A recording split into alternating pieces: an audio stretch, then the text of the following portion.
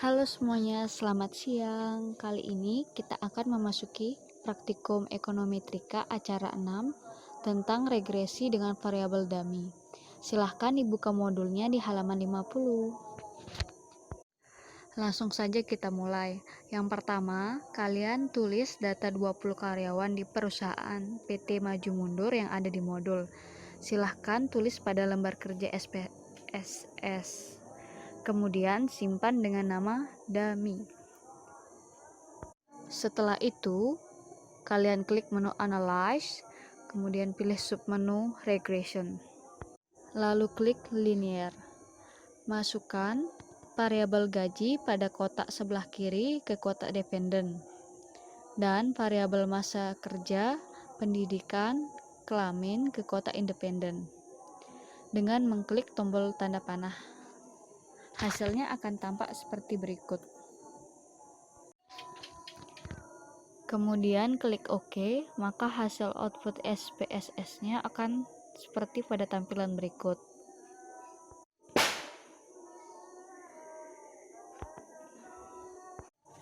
Pada tabel model summary diperoleh hasil R-square-nya 0,917.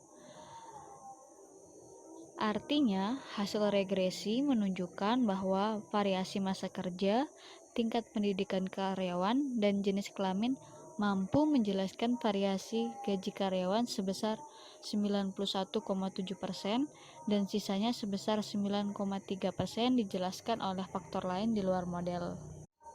Pada tabel ANOVA, nilai F hitung sebesar 58,964 dan nilai F tabel pada alfa 5% dengan DF 3,16 sebesar 3,24. Silahkan cari dalam tabel F. Nilai F hitung lebih besar dari nilai F tabel sehingga HO ditolak.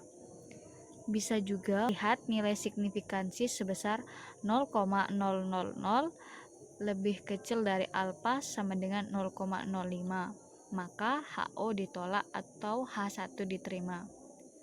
Hasil regresi ini mengindikasikan bahwa secara serentak variabel masa kerja, tingkat pendidikan karyawan, dan jenis kelamin secara nyata mempengaruhi gaji karyawan.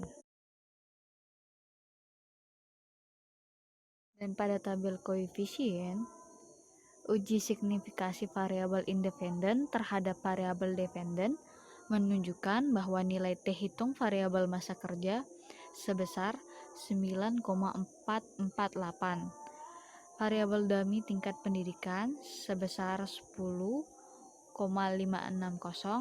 dan variabel dummy jenis kelamin sebesar 1,096. Sementara itu, nilai T tabel uji dua sisi pada alfa sama dengan 5% dengan DF 16 sebesar 2,120. Silahkan cari dalam tabel T. Dengan demikian, variabel masa kerja dan dummy tingkat pendidikan signifikan pada alfa 5%. Nilai T hitungnya lebih besar dari nilai T tabel. Sedangkan variabel dummy jenis kelamin tidak berpengaruh nyata. Hasil regresi mengindikasikan bahwa variabel kualitatif tingkat pendidikan karyawan berpengaruh nyata terhadap gaji karyawan. Koefisien regresi variabel dummy tingkat pendidikan sebesar 2,183 dapat diartikan gaji karyawan berpendidikan sarjana lebih besar 2,183 juta dibanding dengan gaji karyawan berpendidikan tidak sarjana dengan asumsi variabel lain tetap.